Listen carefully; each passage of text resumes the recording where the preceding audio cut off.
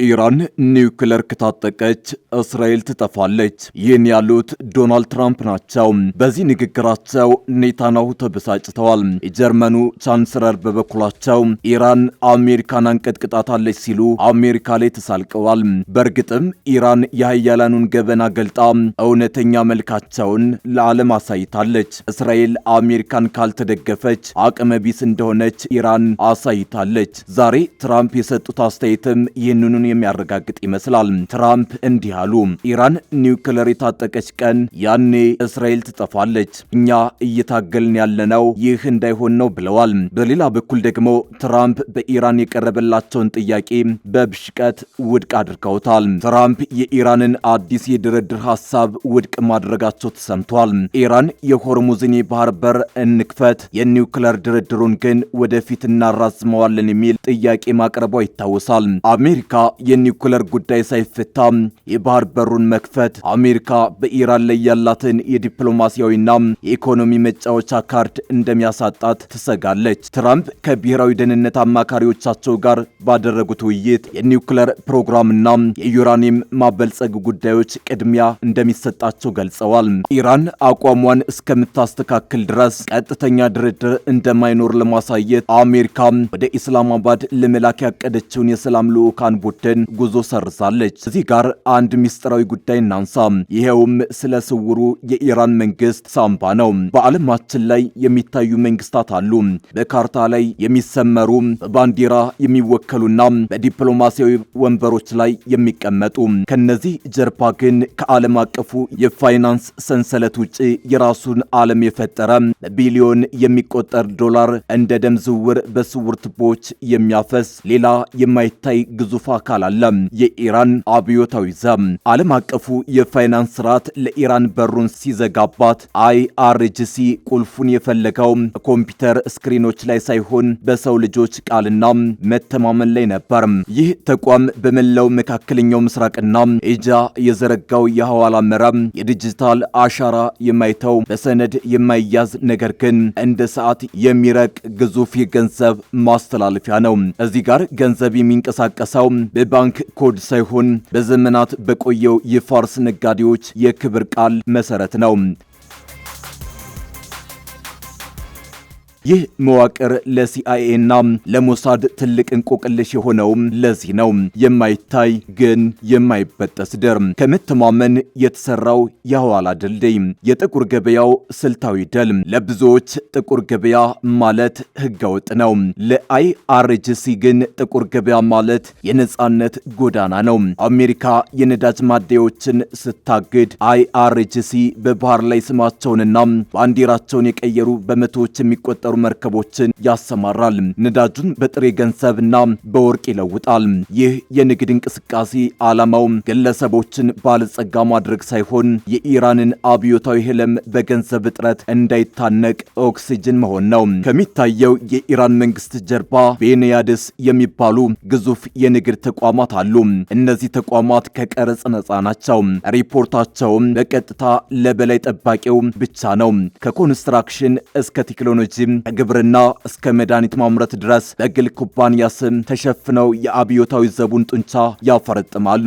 አሜሪካ አንዱን ሲያግዱት ሌላው በሌላ ስም ይበቀላል። ግቡ ግለሰብ ሳይሆን ታላቋ ኢራን ናት። ይህ ስውር መንግስት የሚለየው አንድ ትልቅ እውነት አለ።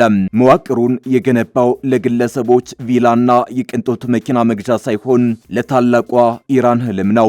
እያንዳንዱ ከጥቁር ገበያ የሚገኝ ዶላር ለኒውክለር ምርምር፣ ለሚሳኤል ግንባታና በየመን ሶሪያና ሊባኖስ ላሉት አጋሮቹ ስልታዊ ድጋፍ ይውላል።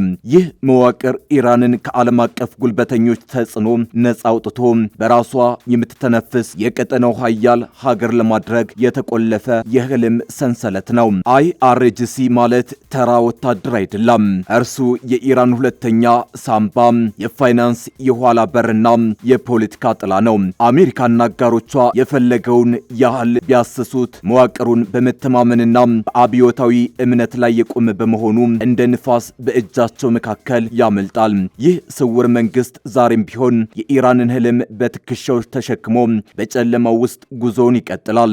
አሜሪካ ይህን ካለፈች የመጨረሻው ትልቁ ፈተና በድል የተወጣች ልዕለ ኃያል ትሆናለች። ይህ ግን በቀላሉ የሚሆን አይደለም።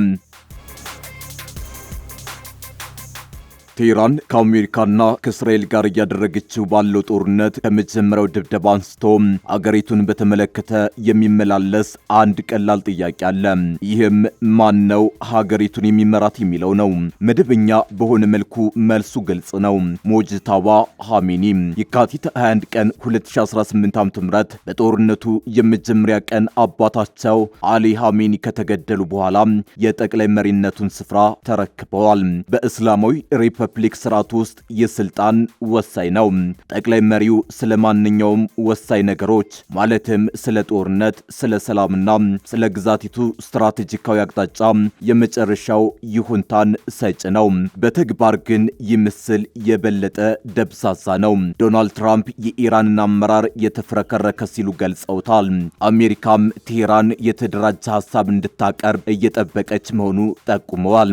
የኢራን መሪዎች ሐሙስ ምሽት ኢራን ውስጥ ለዘብተኛ ወይም ወግ አጥባቂ የሚባል ነገር የለም፣ አንድ አገር ብቻ ነበር፣ አንድ አካሄድ የሚል መልእክት ሲልኩ ወደ ኢራናውያን ሞባይል ስልክ ሲልኩ አንድነት በእርግጠኝነት በአእምሯቸው ውስጥ ነበር። ሞጅታባ ኻሜኒ ስልጣን ከተረከቡበት ጊዜ ጀምሮ በአደባባይ ታይተው አያውቁም። የሆርሙዝ ወሽመጥ እንደተዘጋ እንደሚቆይ የተናገሩበትን ጨምሮ ጥቂት የጽሑፍ መግለጫዎችን ከመስጠት ባለፈ የዕለት ተዕለት ቁጥጥራቸውን በተመለከተ ቀጥተኛ ማስረጃ የለም። የኢራን ባለስልጣናት በመጀመሪያዎቹ ጥቃቶች ጉዳት እንደደረሰባቸው ቢናገሩም ከዚህ በላይ መረጃ መስጠት አልፈለጉም። ኒውዮርክ ታይምስ የኢራን ምንጮችን ጠቅሶ በዚህ ሳምንት እንደዘገበው ፊታቸው ላይ ብዙ ጉዳቶች አጋጥሟቸው ሊሆን ይችላል፣ ይህም መናገር አዳጋች አድርጎባቸው እንደሚሆን ገምቷል። ፊት ለፊት አለመታየታቸው ብዙ ነገር ያጎድላል። በኢራን የፖለቲካ ስርዓት ውስጥ ስልጣን ተቋማዊ ብቻ ሳይሆን ተተግባሪም ተከዋኝም ነው። ሟቹ አሊ ኻሜኒ ዓላማቸውንና ፍላጎታቸውን በንግግሮቻቸው በተመጠኑ እንቅስቃሴዎቻቸውና በክፍፍሎች መካከል በሚኖራቸው አሸማጋይነት አሳይተዋል። ያም ምልክት አሁን በአብዛኛው ጠፍቷል። ውጤቱም በትርጉም ላይ ክፍተት ፈጥሯል። አንዳንዶች ሞጅታባ ኻሜኒ ወደ መሪነት የመጡት ጦርነቱ እንደተጀመረ በመሆኑ የራሳቸውን ስልጣንና ቁጥጥር ለመገንባት ጊዜ አላገኙም ሲሉ ይከራከራሉ። ሌሎች ደግሞ ስለ ጉዳቱ የወጡ ዘገባዎችን በመጠቆም ስርዓቱን በንቃት ማስተዳደር ስለመቻላቸው ይጠይቃሉ። ያም ሆነ ይህ ውሳኔ መስጠት ከጦርነቱ በፊት ከነበረው ባነሰ መልኩ ማዕከላዊ የሆነ ይመስላል። በወረቀት ላይ ዲፕሎማሲው ከመንግስት ጎን ነው። የውጭ ጉዳይ ሚኒስትር አባስ አራግቺ በኢራን ፕሬዝዳንት ማሱድ ፔዜሽኪያን ስር በመሆን ከአሜሪካ ጋር በሚደረገው ውይይት ቴህራንን መወከላቸውን ቀጥለዋል። ነገር ግን ሁለቱም የድርድሩን አቅጣጫ መልክ የሚያስይዝ ስልታዊ አካሄድ እየነደፉ አይመስልም። የኢራን ልዑካን ቡድን የሚመራው በፓርላማ አፈ ጉባኤ መሐመድ ባጋር ጋሊባፍ በመሆኑ ስልጣናቸው የበለጠ ጥያቄ ውስጥ ገብቷል። የአራግቺ ሚና አቅጣጫ ከመስጠት ይልቅ ማስፈጸም ይመስላል። ሆርሙዝ የሚከፈትበትንም ሆነ የሚዘጋበትን በተመለከተ የተናገሯቸው በአጭር ጊዜ ውስጥ ተቀይረዋል። የመጀመሪያ በባህር መስመሩ ላይ የትራንስፖርት እንቅስቃሴ እንደቀጠለ መሆኑን ቢናገሩም ይህ ግን በፍጥነት ተቀልብሷል። ይህም ዲፕሎማሲው መስመር በወታደራዊ ውሳኔ ላይ ቁጥጥር እንደሌለው በጨረፍታ ያሳያል። ፔዜሽኪያን ግን በግልጽ ያሳዩት ራሳቸውን ከአገዛዙ ሰፊ አቅጣጫ ጋር አስተካክለዋል። በአንጻራዊ ሁኔታ ለዘብተኛ እንደሆኑ ስለሚቆጠር እስካሁን ድረስ የራሳቸውን ገለልተኛ መስመር በማስመር ጫና ከማድረግ ተቆጥበዋል። በኢስላማባድ ከአሜሪካ ጋር ይደረጋል ተብሎ የነበረው ሁለተኛ ዙር ድርድር ጉዳዩን የበለጠ ያጠናክረዋል። የዲፕሎማሲ በሮች ክፍት ቢሆኑም እንኳ ስርዓቱ ያንን ለማክበር ወይም ለመታዘዝ ፈቃደኛ አይመስልም። የሆርሙዝ ወሽመጥን መቆጣጠር የኢራን የመደራደሪያ አቅም ምንጭ ነው። ነገር ነገር ግን ወሽመጡን ለመዝጋት የሚተላለፉ ውሳኔዎች የሚሰጡት በዲፕሎማሲ ቡድኑ ሳይሆን በአህመድ ቫሂድ በሚመራው እስላማዊ አብዮታዊ ዘብ ነው። ይህም እውነተኛ ኃይልን ከጀርባ ሆነው አመራሩን በሚዘውሩት ተዋናዮች እጅ ውስጥ መሆኑን ያመላክታል። ከቀደሙት ቀውሶች በተለየ እነዚህ ወሳኝ እርምጃዎች በግልጽ በማን እንደሚተላለፉ ለማወቅ የሚቻልበት መንገድ የለም። በምትኩ በተደጋጋሚ የሚስተዋለው በመጀመሪያ እርምጃ መውሰድ በኋላ መልእክቶችን ማስተላለፍ የሚለው ሲሆን ይህም ቢሆን ሁልጊዜ ወጥነት የለውም። በተግባር የሆርሙዝን ወሽመጥ መዝጋት ወይም በባህረ ሰላጤ ውስጥ ያሉ ኢላማዎችን ማጥቃት የአብዮታዊ ዘቡ ኃላፊነት ሲሆን ይህም የቀውሱን ፍጥነት ይወስናል። ፖለቲካዊና ዲፕሎማሲያዊ ምላሾች ብዙውን ጊዜ ከመምራት ይልቅ የሚከተሉ ናቸው። ይህ ማለት በመንግስት የተለያዩ የአስተዳደር እርከኖች ውስጥ መፍረክረክ አለ ማለት አይደለም።